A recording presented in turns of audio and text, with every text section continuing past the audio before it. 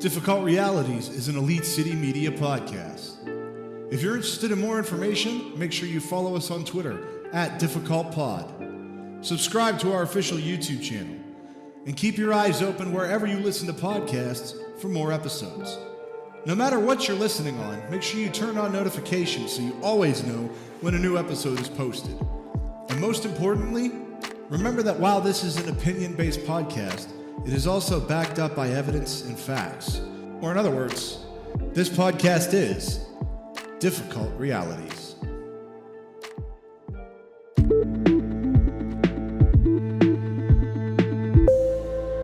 Welcome back, ladies and gentlemen. Difficult Realities coming at you with another Minipod, and today is a special occurrence because it is our first ever live interview. And today we are going to be joined by an organizer with Action for Assange and End the Damn Wars. It is Andrew Smith. Andrew, how are you doing today?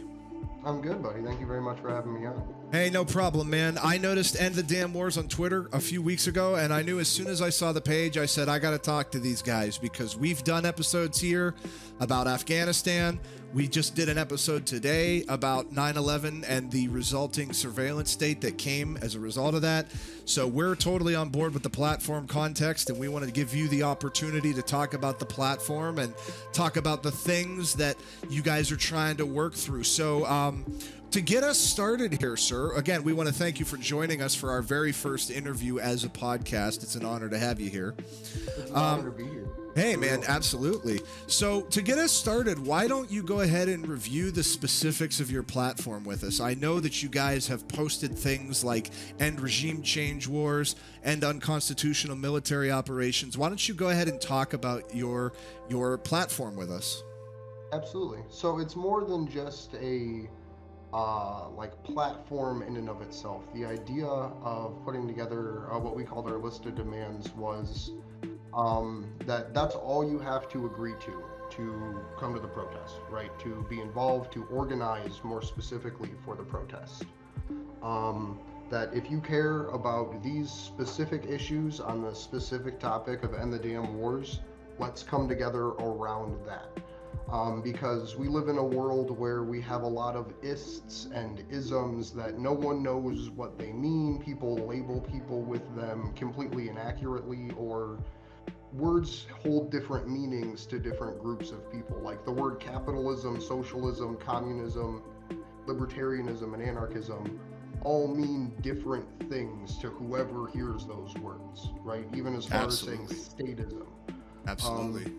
So the idea is to move past those labels, because ultimately every single one of them is bankrupt to a greater or lesser extent. And that's because of a lack of access to information about the world that we live in. Not that you can't look something up on the internet, but that there's such high control mechanisms in place that you don't know what's happening in all of these foreign countries with US occupations because of classified information and all of that. So the idea for this specific organization that we started, End the Damn Wars, is to get people involved in a post-partisan, anti-partisan manner, where there's not a political candidate, there's not a figurehead or a person running the organization. There's just four words: End the Damn Wars. There's no middle ground, there's no end this war, it's just End the Damn Wars. So we put that list of demands together for people to stand up with. We had End the Regime Change Wars, End the Unconstitutional Military Occupation, End the targeting of anti-war journalists, activists, and whistleblowers, End global intelligence operations that instigate conflict, cut and audit the military budget, audit the Pentagon, stop funding and arming oppressive regimes, scale back U.S. military bases around the world, and end economic warfare. And we thought all of those would be good. You can't disagree with it and be pro-war, right? Like, you can't work your ass off for 4 or 5 months organizing this, or picking up the banner locally, or showing up to an event, taking away a Saturday with your kids' Xbox or job to come out and do this. So that was the idea of what we were trying to build, and largely at this point it was the first round of protests that we did were really successful. Excellent. I saw all those events were going on all over the country recently.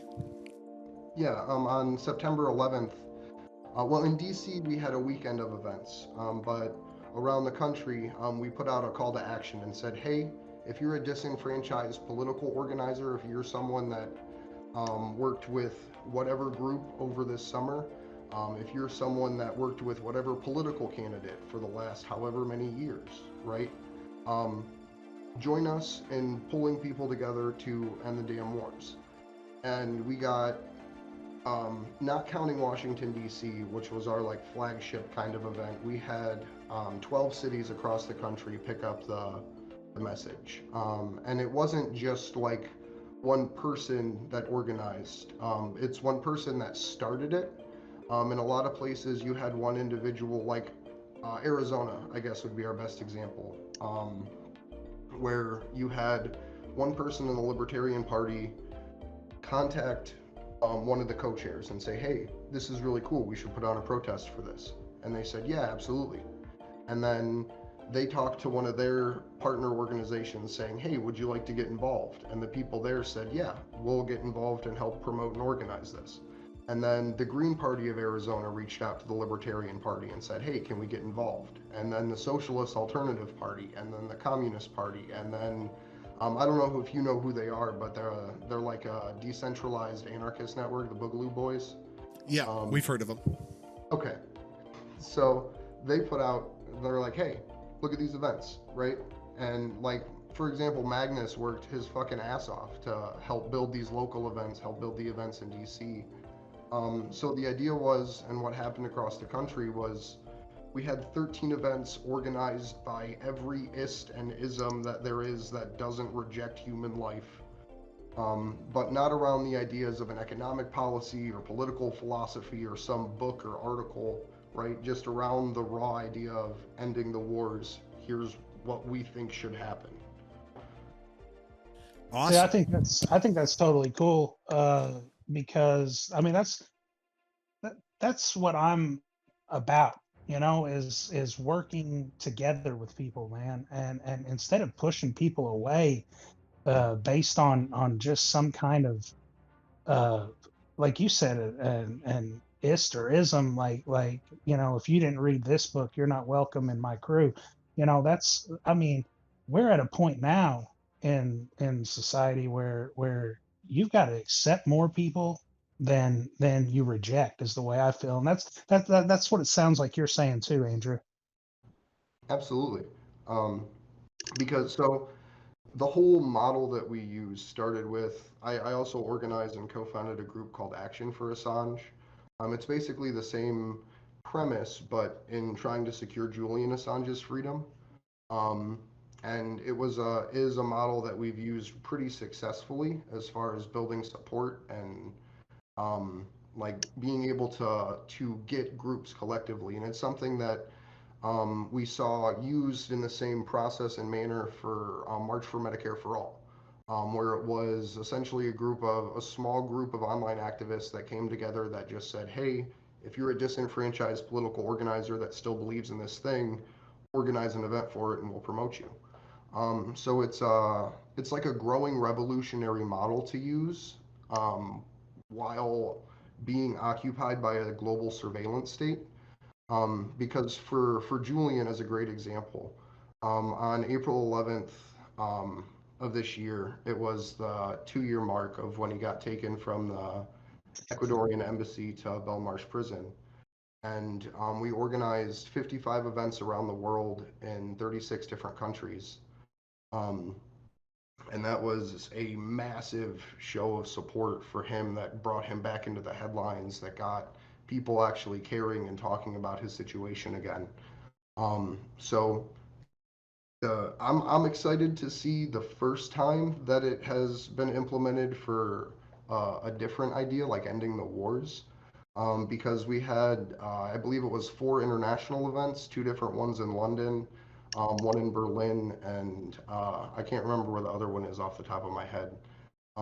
But so 3 to 4 international events, and then 13 events here in the U.S., and that was just on the first time around. And we're already Simply planning our amazing. next set of events too. What are who in inspired you, or like to create the platform? Who all was involved, if you want to throw some names out there or whatever? Yeah, absolutely.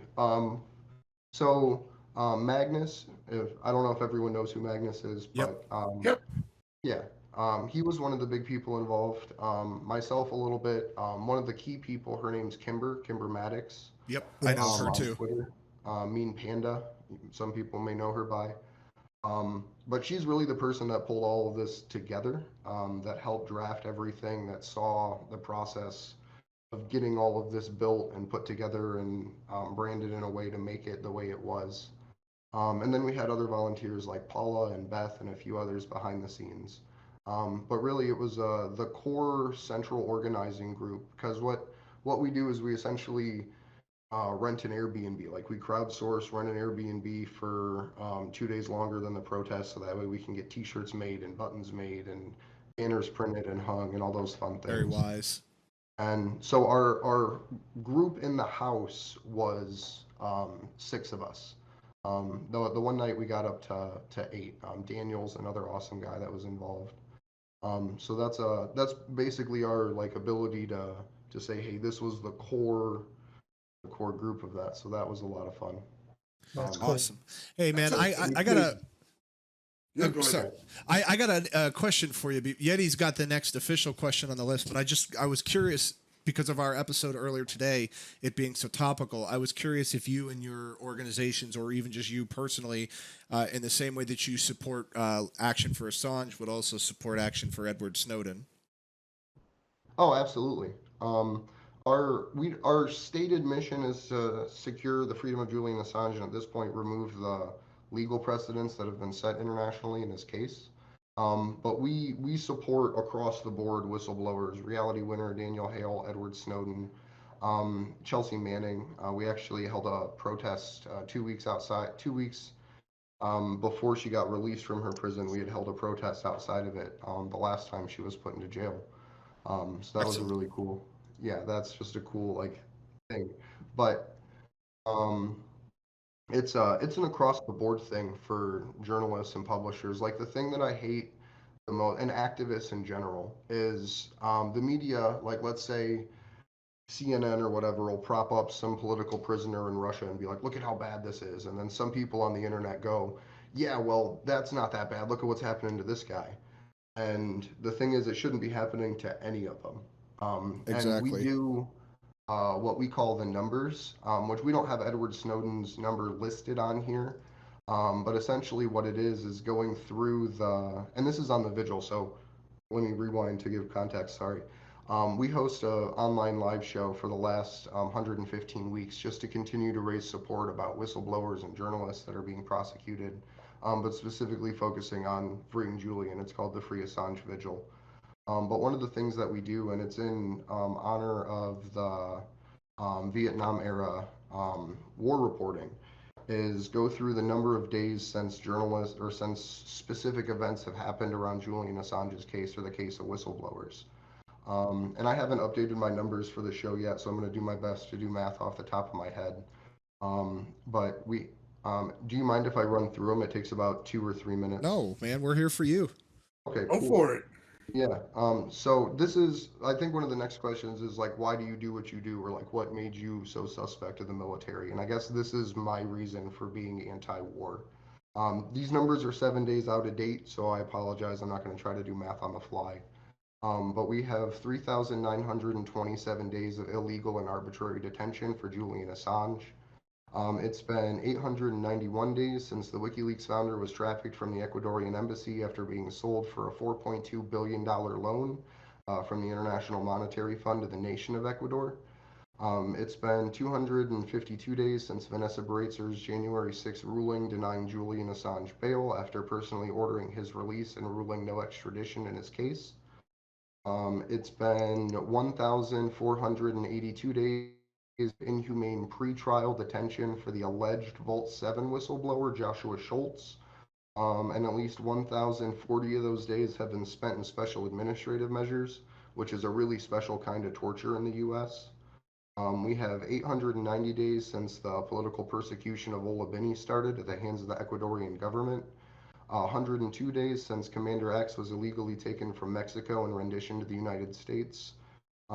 We have 52 days of detention served for Craig Murray for the crime of publishing in the United Kingdom. In the charges against him, the British Crown specifically cite his publication of Julian's court trial to show how he's such an impactful and important journalist to face prosecution.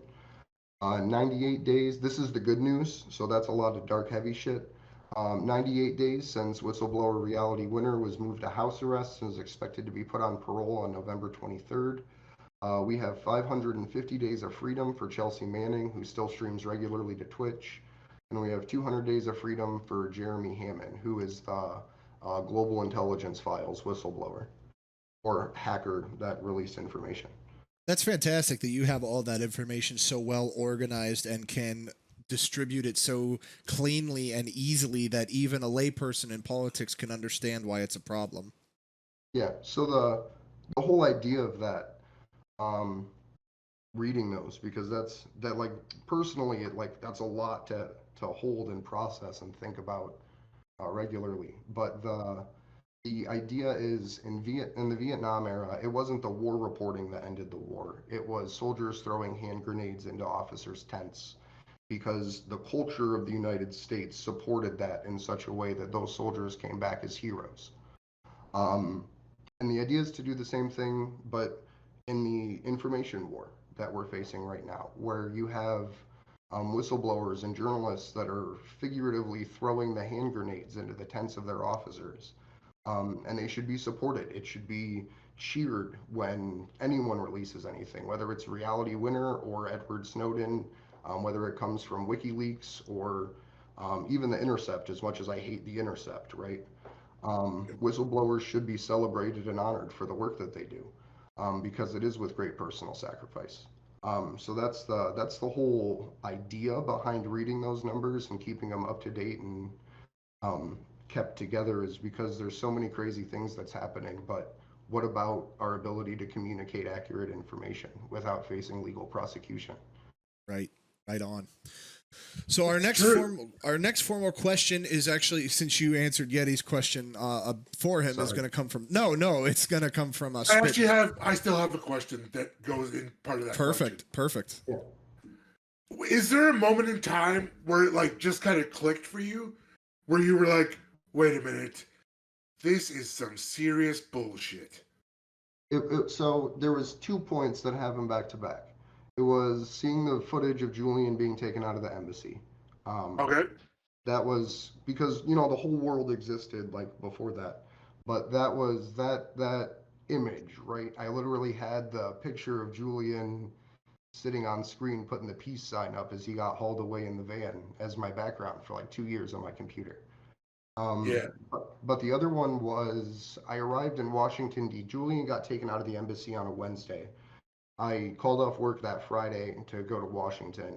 I got there at 9 o'clock at night and no one was there.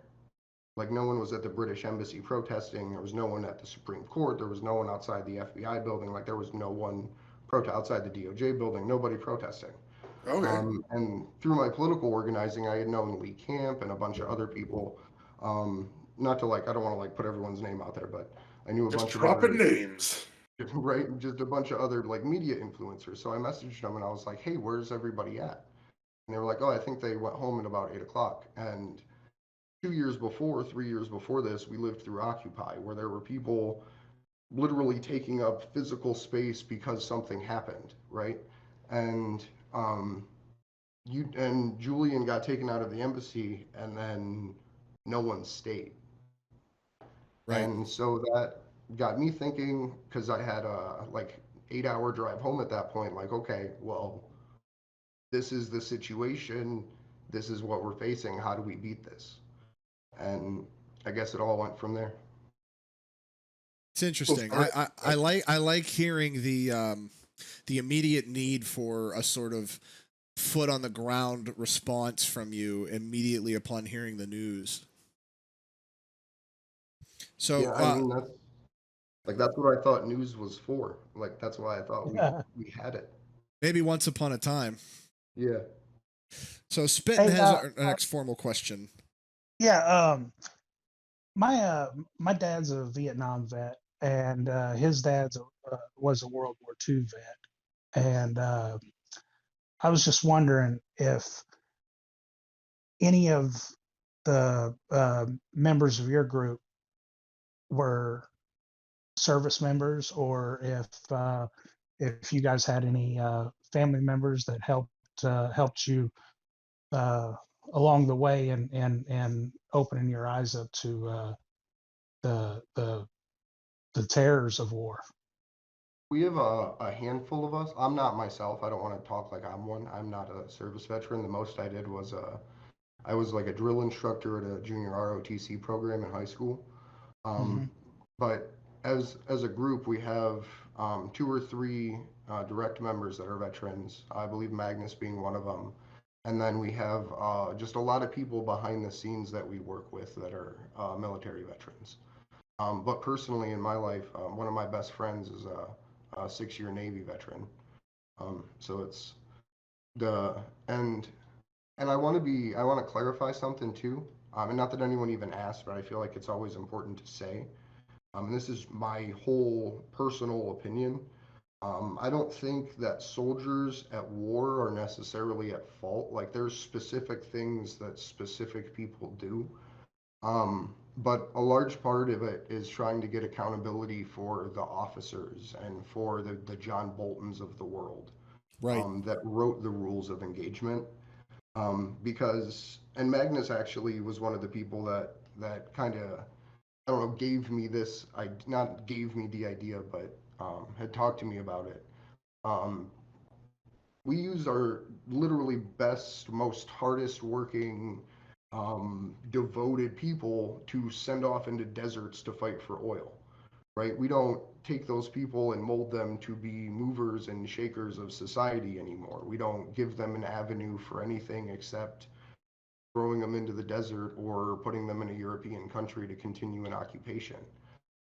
So that's one of the big things, I guess, is um, it's not the soldier's fault in 99% of circumstances either.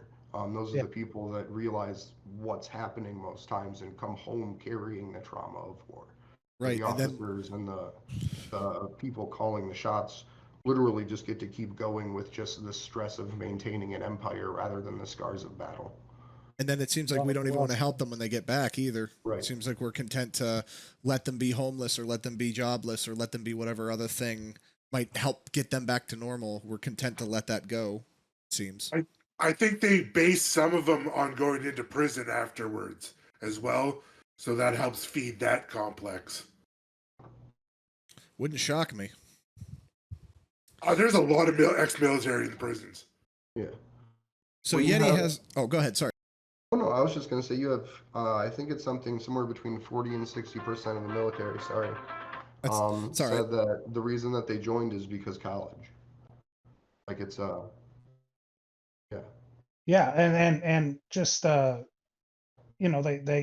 the recruiters go into high schools, in poor cities or whatever, and just prey on poor people. Yeah, It's just people who feel like they have like another I option. mean, and they've said that, like you can look at somebody's clothes or whatever as a recruiter, and know that they're going to be an easy mark because their shoes are dirty or their clothes have holes in them, and it's like those people, their parents couldn't afford to uh uh you know give them all the finer things that maybe some of the other kids had, so they they promise them these signing bonuses and say how everything's going to be great. All you got to do is give us 4 years of your life and we'll take care of you the rest, which nothing could be further from the truth. Right, absolutely. And Yeti has our next official question, but I'd like to add on to that they even have taken now to doing Twitch. There was a lot of talk as recently as the beginning of this year about recruiters on Twitch TV trying to pick up kids who are 14, 15, 16 to get them preamped to go into the military when they become old enough too. So the sort of long invisible arm of the military never really stops any presence. It seems to exist everywhere. So Yeti, you have our next formal question. So you said you have veterans in your ranks. Do you must have lots of conversation with them then as well, right? Yes and no.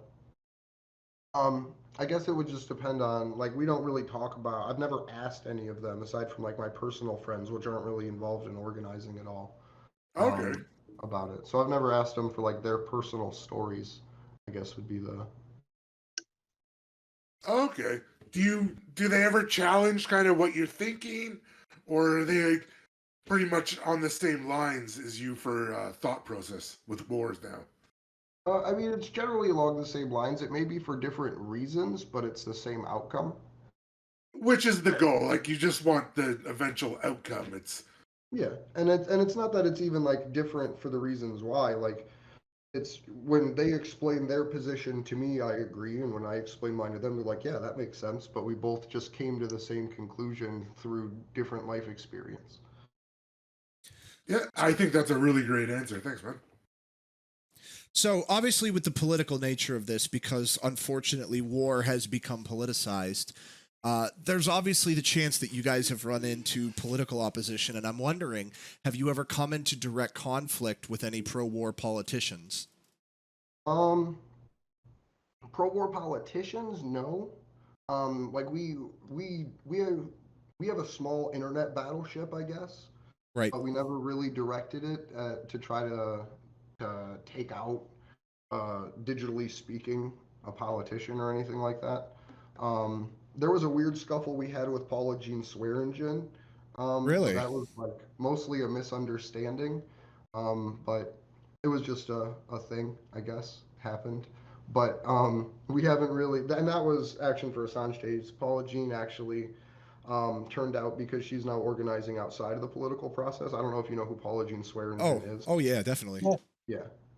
Yeah. But she's hopefully, sadly, like maybe one of the only good people that came out of that entire Just Us Democrats and exact same Congress era.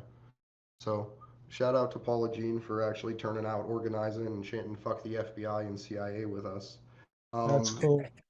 yeah, but as far as opposition ideologically on the internet, it's really weird, because half of the so we're used to understanding how the internet troll sphere works, right? So, particularly naming ourselves and the damn wars made it really hard for them to smear what we're doing as anything. Like, you can't call end the damn wars fascist or racist because you're literally trying to end genocide. Right. Um, but so instead, they were going after a lot of us individually, trying to sync our supporters for interviewing certain people. Like Savage Joy, I guess, would be a great example. She's literally a Mhm. blind woman that helped Yep. organize the Medicare for All rallies that supports ending war. So she organized myself and Magnus, and the whole internet caught on fire.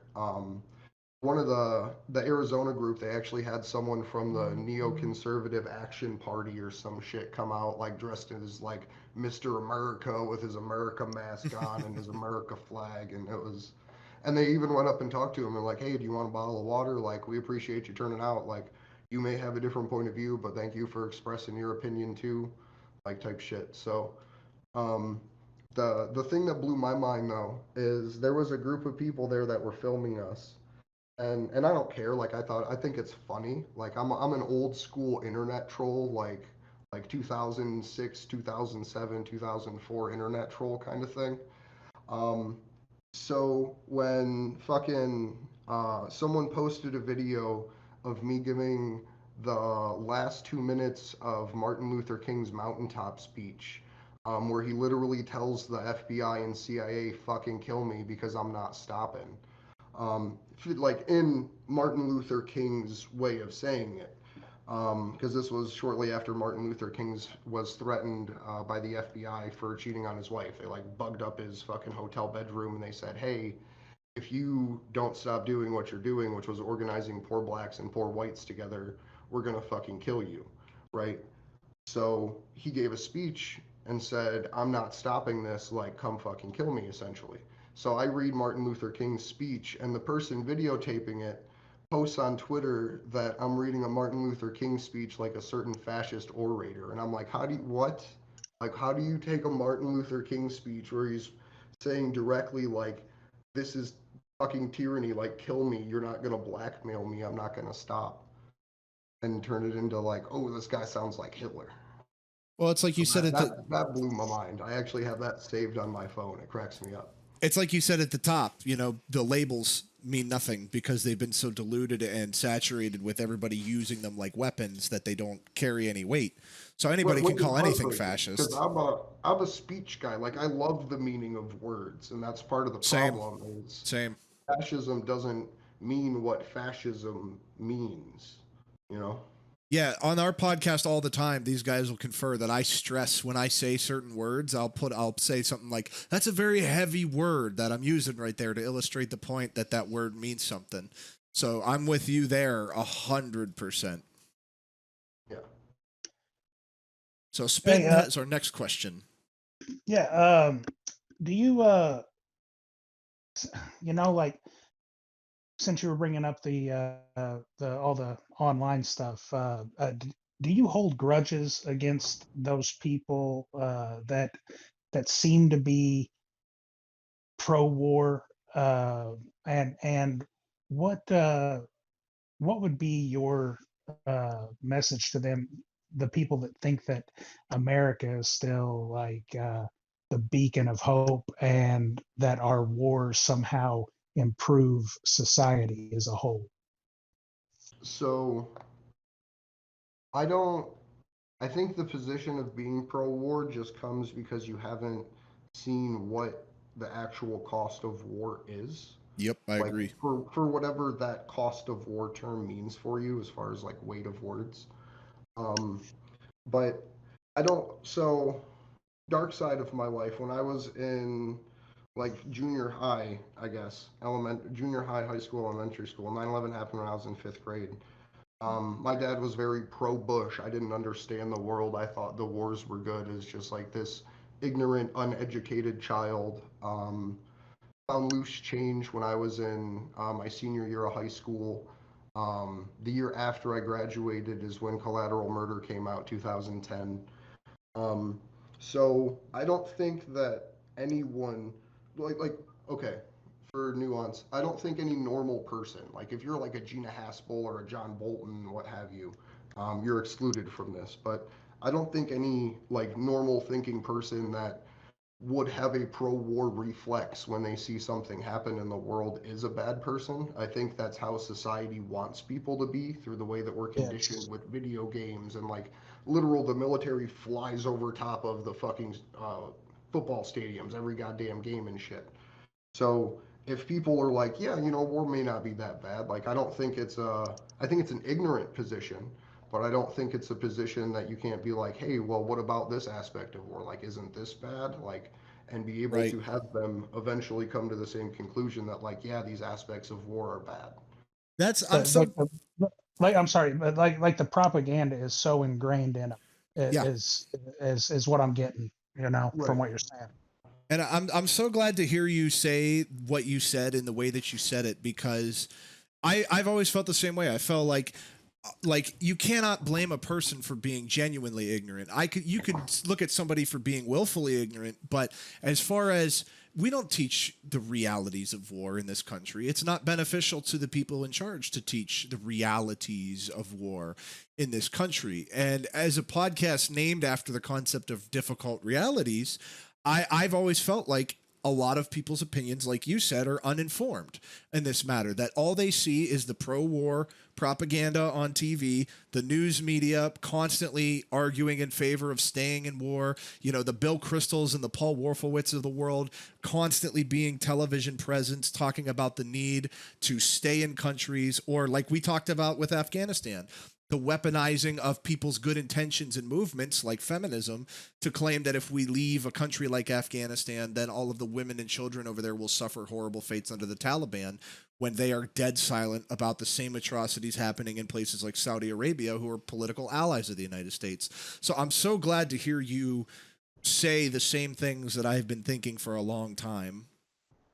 On an interesting fact, just to kind of tie that thought all together, It came out in the WikiLeaks releases that the CIA's plan for building support for the waning Afghanistan war was to rally people behind the women and children, that it's a Right. humanitarian war to protect them from the brutal Islamists. Not that there are or aren't, but that's literally the CIA's line is, yeah, you know, the war's bad, but what about the women? Right. Yeah. And I'm just out of curiosity, have you ever read the declassified military document that came out in the 70s called Oil Fields as Military Objectives, a Feasibility Study? No, I have not. Well, if you're ever interested in reading that, you can actually buy copies of it all over the place now. It's a declassified government document that went through the House of Congress back in either the 60s or the 70s, and it was, as it sounds, it was a method of discussing oil fields and other goods and proper crop resources as legitimate military objectives moving forward. Yeah, no, if you send that to me on Twitter, I'll definitely read it. I love stuff like that. I will definitely send you a way to acquire that. But in the meantime, I have a question that kind of goes against what we've been saying so far to you. And I'm just wondering if you think if any good at all can come from the types of wars we see today. And so I guess it just depends on what you mean is good. Well, good is always Because subjective from person to like person. because like us, like this happening, like our ability to build a post-ideological coalition of living, breathing, not CIA agent humans, um, is good, right? So there is good in the sense of like building community that happens from people trying to stop war. But I guess it's the same kind of good as Ron Paul's good of there's nothing greater than fighting for liberty. Um, so I don't think that what we've done can be good or bad. Right. And it's so here's the idea, right, for the way that I think of the world, I guess, in respect to this. There's a George Soros interview where he basically reveals the mindset of the billionaire elite, right? It was like some 60 Minutes interview, and it applies to Warren Buffett and Bill Gates and Sheldon Adelson and like all the other Henry Kissinger, right? All the other fucking just brutal, want to rule the world type people. And they hold the position that if they don't do it, someone would. That if they didn't invade this country, someone would. If they didn't kill these people, someone would. If they didn't decimate the economy of this nation, someone would. Um, so I guess from that, I've developed the idea of if I don't, who will? Where if I don't stand up and fight for this, who will? Right? If I don't put these protests together, who will? If I don't drag myself away from my entire life for a week to go to DC to get ready, protest, and then tear it all down, like who will? So I Right. guess like that's a good thing that came out of it is that it's built people that understand what's wrong in the world. But I don't think that it is, at least from the standpoint of where we're at as like a global consciousness, I don't think that war is um I don't think that stopping wars like, hey, here's world peace is possible in the way that people think it is. Right. Because right now we're the Nazis. Like we're the people that are actively invading the world to try to claim land, resources, and use it for our empire. Right. Um, yeah. I think the way that I would sum up the point that you just made is that it's a good that you wish wasn't necessary is what comes from it, because you would rather be in a society where we weren't empirical, constantly seeking to destroy and claim and rebuild and redesign everything in our wake, but that is the case. And I think it's noble that out of that sort of evil that you took a do it yourself attitude about activism, because I think it's worth drawing attention to the fact that there's a very different intention behind if we don't invade these countries and kill these people, then somebody will, versus if somebody doesn't stop this, then I have to. I think those are very different Yeah. and very notable different attributes there. Well, like so my whole ascent, whatever you want to call it, progression into activism, so to pick back up on the story I was telling earlier, um, about driving home from Washington, D.C. after there wasn't sustained protests outside of the Ecuadorian embassy. Um, I just started putting up posters, right? I had a little Twitter account. I had been a Green Party guy for a long time. So I just started putting up posters. I got to the point where I was putting up like 100 posters an hour. Like I was timing myself on telephone poles because I'm like an RPG nerd, so I like stats and shit. I like it. So I was literally just taking pictures of posters that I was putting up at local places, local news stations. I was going outside of schools, putting them up there, going outside of local VFWs, putting them up there. And just what ended up happening is someone reached out to me and said, "Hey, would you like to come on my show to talk about this?" And I was like, "Yeah, sure. That sounds really cool. Like, I'll come talk about putting up posters. Like, I got a whole like 3-page paper about why we should all go put up posters. It's super important."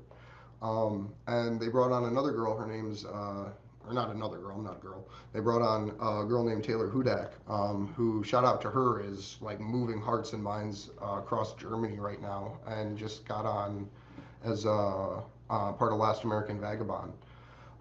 Taylor Hudak. Yes, sir. Uh, Her and I met on Anonymous Bites Back, just a random podcast. And then we got together and we were like, hey, let's start a movement. And this is kind of where it's got. So it literally starts just with doing something. So I'm like the joke amongst my friends is that like I'm an Assangeist. Like I'm not a socialist or a cap. Like I'm an Assangeist. And one of the quotes from Julian, and I'm probably going to butcher this, is that when we face injustice and do nothing, we lose our ability to act to the point that we don't know how to defend the ones that we love or ourselves. And what I take from that is any act to reverse that, right? As soon as you start to do one thing against one intolerable injustice in the world, your whole perspective starts to change. Like, you don't, like, when, like, for example, with me, I'll just use my experiences. Putting up the posters on the telephone poles. Most people don't know that's fucking illegal, right? Like most people don't know you can't walk down the street and put up a poster without getting a citation from a police officer. I didn't know that, right? So I was doing that in a city, and it was like, wow, this is like at my front door. Like this isn't something that's happening on the news. Like this encroachment on civil liberties is literally the street cop that instead of like giving me a thumbs up because on the 3rd of July I'm putting up posters against U.S. torture programs, I'm getting a $150 citation. So it was very, when you start doing anything, you realize how close we are as a civilization to losing everything. That's awesome, man. That's great. That's a great story. That really is.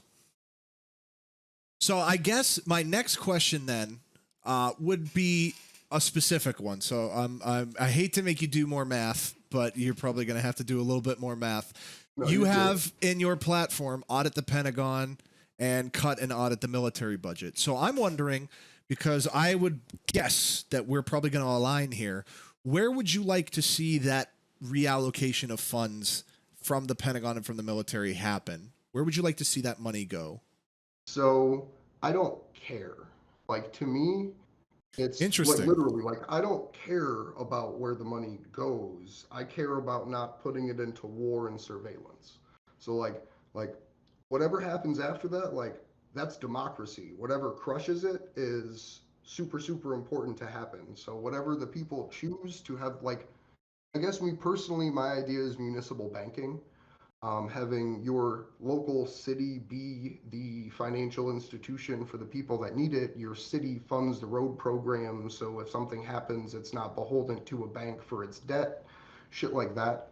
Um, but largely, I don't care what happens. I just want that money to not be spent because honestly, all it's doing is deflating everything else. So as we can talk all we want, like not you specifically, but just the idea of talking all we want about what we're going to spend it on, while hyperinflation is happening because of it to the point that all of those things are going to cost more by the time we get there anyways. So let's solve the problem of trillions of dollars in the military. Like I think there's $21 trillion that was unaccounted for as far back as like 2019 or 2018. Yeah. Um, and then they classified the audits and stuff. They were like, well, if people find out about this, they're going to be mad. So they just classified it. So now, even if they do it, we don't even have a way to know. Right. So you're asking for a public audit, obviously. We actually just talked a bit about today about how just before 9/11, the Pentagon, Donald Rumsfeld claiming that he misplaced $2 trillion. So Right? it's So funny that you bring that up. Yeah, And like then, the day whole before building had all of 9/11. his papers in it, just somehow, like burned up. Oh crap! I left it in my car, guys. I don't know where it is.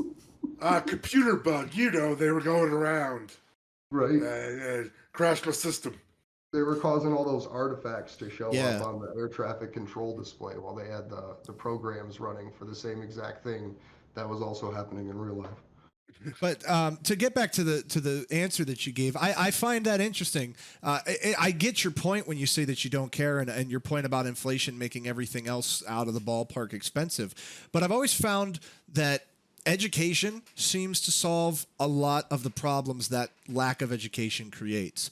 So for me personally, and you can say what you feel about this, but I've always felt like one of the better allocations of that funding would be into universalizing university, which is somewhat ironic and somewhat redundant. But the point being that if you allow more people access to education, you inevitably create a society that's more capable of addressing these atrocities, and through the process of a couple generations can reduce the sort of warmongering culture that exists as a result of miseducation or disinformation in the educational system, or a lack of access to the educational system that would prevent people from necessarily having to go into the military because they feel that's their only option, or entering into a warmongering culture because they don't know any better, or even becoming a corrupt politician that sanctions war because it's profitable to them, because you'll have more tools at your personal disposal and at a cultural disposal.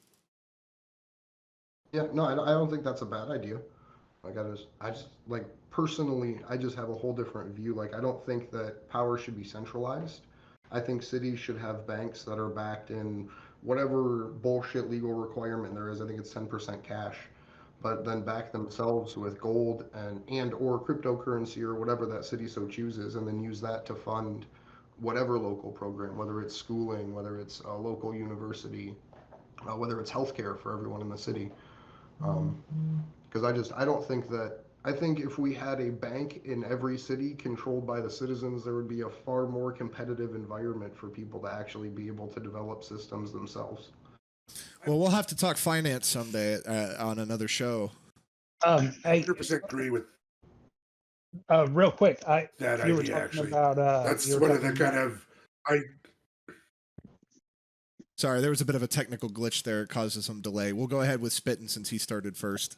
Well, I was just going to say that I saw right before we got on here, where Misty, Putin's buddy, she had retweeted somebody's post that said, everybody keeps saying that we ought to pay for everybody's college and make it free, but I know lots of people that have a degree and right now are doing bottle service because they can't get a job of what they majored in, Right. Like, and, I'm and actually, so I work in the trades industry. Like, I don't want to give too much about my personal life because I managed to keep it out of it this far, as far as like what I do for a living. Right. But it's, like one of the major like plumbing, electrical, heating, air conditioning, refrigeration type contractors. And this was something I was talking about randomly on the internet is, um, and this kind of goes back to like what we should spend the money on too, just as a whole different side note, because I like going off into these things. I think higher education is as important as technical education too. Yes. Um, like there's a major deficit just in the world we live in of people that have the capability to service and fix the things around them. And I think that there should be a major investment into trades programs. Instead of like personally, instead of unemployment, I think there should just be a straight upskill program where you get paid to be educated, to be able to take a retail worker over the course of 2 years to fix a furnace or do all of these other things. Right. Yeah. So, and I think allowing people to go to college if they so choose to. But I think the idea of college is a lot better. It's like trying to win American Idol, right? Like you could be a Right. great singer. It doesn't mean you're going to place at the very top and get the $1 million contract. Right. But my thing is I just want the avenues open. I want to give people the Oh, chances. And absolutely. I No, agree I with what you're completely talking agree. about too, because I think we have a trade deficit right now in the United States because people have sort of, I don't want to say villainized, but they've sort of weakened what it means to be a trade person because there's a stigma around it that you couldn't go to college, so you went into trade school. Same thing with you couldn't go to college, so you went into the military. And I like what you're talking about too. It's sort of like a trade apprentice program that would be sanctioned through whatever means of funding. But We actually have an apprenticeship program up here that it's a 4-year program. So you go to school for 2 months of a year and you work 10 months a year for the Right. companies. And then Okay. by the time you're done, you're after the 4 years, you've basically got job placement as Right. well. Right. So I Yeti, flunked out of that one though. so Yeti has our final official question here for you. We did kind of go over this a little bit, but Yes, we did. how do you feel the school system is maybe not benefiting anyone anymore? It's actually detracting the education of people, I think. So, like, it's not, Sorry. education isn't where it was when I was in high school. It's changed even just since COVID, everything about it has fucking Yep. changed. Yep. And I'm a single dad with 2 kids in school. I went to a school board meeting, and that's a whole different topic. But schools inherently were never designed to teach kids how to resist authority. They were Absolutely. designed to teach kids how to be profitable in a factory-based setting, and then has slowly evolved as people recognize that to make minor changes to that factory-based setting model for education. And I think that it's the teachers that make the biggest difference, which is why you have such a push for online education right now. And like, I have a family member that is an online school teacher. Like, not that they're doing an inherently bad job, but in a high school classroom setting, when your school teacher will show you that the Gulf of Tonkin was bullshit, and when your school teacher will show you what happened at Bowling Green University at the anti-war protests and things like that, when your school teacher will show you and give you the full context of what the U.S. has done in war, right? Not just talk about the hoorah of World War II, but then go into before that with the Banana Wars, where we invaded South America and have overthrown so many countries. So I think schools are a double-edged sword in the way they exist right now. But I also think that it is the most important avenue, and that it's something that we as people and individuals have direct control over. Because at the end of the day, you can in my city, right? It takes, I think, 150 petition signatures to throw out a school board member or to force a special election, right? So if you get 300 people, right? Because if you know anything about electoral politics, they'll throw off half your signatures. Right. If you get 300 people to all sign these petitions and get these people removed from school board, you can take it over and change everything that they teach, right? Right. Most of the reason schools exist the way they do right now is because there's some state or federal institution that says, hey, here, take the money that we took from the people of your community, but you can only have this money from your community on our terms. Right. Right. And I think that's the biggest problem with education. But I think the biggest solution is just teachers having a voice and people having control of the education directly. You Well, know, I always go, remember in school when it was always like, do what you're told, don't ask questions. well, that I was Right. just getting ready to say that George Carlin, he used to say that the school system is so fucked up in America because they want it that way. They want you to be just smart enough to be able to run their machines without breaking them, and they want you to be just dumb enough to not ask any questions. And I always Mhm. thought that was such a prophetic thing uh, for say. And but you know, as much of a prophet as George Carlin was, even he couldn't have predicted that America would sell out its middle class the way they did and completely abandon manufacturing. You know, Absolutely. So I think that does it, Andrew. This was awesome stuff. We want to give you an opportunity to promote if there's still any upcoming events for either of your shows, or if there's any merchandise anywhere people can get merchandise regarding your movements. I want to give the floor to you to go ahead and tell us about any of that. Yeah, so you can find End the Damn Wars on Twitter at End the Damn Wars. You can also find it at endthedamnwars.org, and there is, I think it's called the Teespring, where you can buy shirts and stuff. If you're involved, if you would like to get involved in the organizing process with End the Damn Wars, you can join it on Discord. That's basically the way that we help connect different groups to pull them together. But also, don't be afraid to start your own local End the Damn Wars group. Like the whole idea is, and we're actually having an organizer meeting tomorrow about it. The whole idea is that,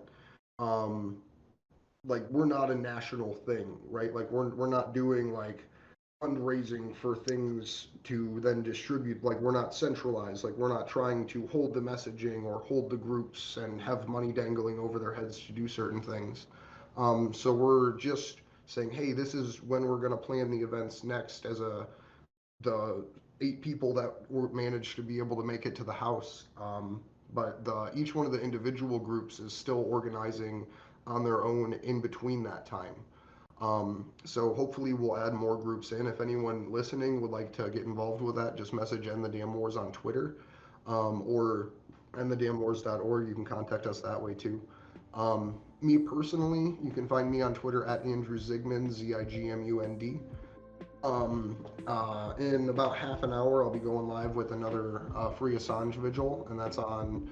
I would recommend Rockfin. If you guys don't know what Rockfin is, rockfin.com /A for A. And we'll have the vigil up on there. And we do that every Tuesday. Commander X, just to give him a shout out real quick, is a political prisoner, first ever U.S. Person to receive political asylum in Mexico against the United States. The U.S. came, illegally renditioned him from his housing in Mexico and took him back to the United States, where he's facing trial for assisting the organization Food Not Bombs, supposedly. They can't even prove that it happened in court. The discovery is basically a joke. His next court date, I believe, is the 12th. You can find out more about that at freecommanderx_ on Twitter. And then Julian's next set of court trials is October 27th and 28th. So end of next month. So we're gearing up to start trying to get more people's local organizations and protests involved, just under the banner of drop the charges and the appeal, as a way to try to continue to be a voice and presence for Julian. Yeah, that's all I got. Awesome, man. So thank you so much for coming on today. It means a lot to us, especially given the context of the current world, that you were our very first interview on the show. And it means a lot to us that you were willing to come on and talk with us, because we're just guys. You know what I mean? We're not anybody important. We're just dudes. So it means a lot that you were happy to come on. Oh, I mean, me too, man. I came into work I had to take my daughter to a doctor's appointment. Then I came into work, and I've been sitting in the same chair. Like, I do all of my stuff for my shows just at my work desk. So I'm in that same boat. So I appreciate you guys reaching out to me, because that's as just to end, I guess, with a story. My kids don't really remember a time before my activism for Julian. I've been doing it for about 3 years now. They're 7 and 9. So one of them vaguely remembers a time before I was super politically active, and the other one probably doesn't at all. But the way that I described to them when they were really little about Julian, and at the time Chelsea Manning, being in prison, they loved the old Batmans and Robins, like you hit somebody and it goes boom, pow type shit. So I basically explained to them that Batman and Robin were captured, that the Joker got both of them, and that the normal people of Gotham City had to come together to get them free, so that way we can continue to fight the bad guys. So I guess that's what this is just normal people. So I appreciate you guys being normal people, trying to elevate other normal people that are doing the same thing. Absolutely, brother. It means a lot to us. So with that, yes. So with that being said, we want to thank you for tuning into this latest mini pod here at Difficult Realities. Just a quick reminder that we are everywhere, almost everywhere that you listen to podcasts. If you like this mini pod, please give it a thumbs up, subscribe, whatever is appropriate for the source that you are listening on. Again, thank you so much, Andrew, for coming on. On behalf of myself, Spittin' and Yeti, thank you so much for listening, and we'll see you guys soon on another episode of Difficult Realities. Until then, stay safe, sleep well, and stop the damn wars. We'll see you next time.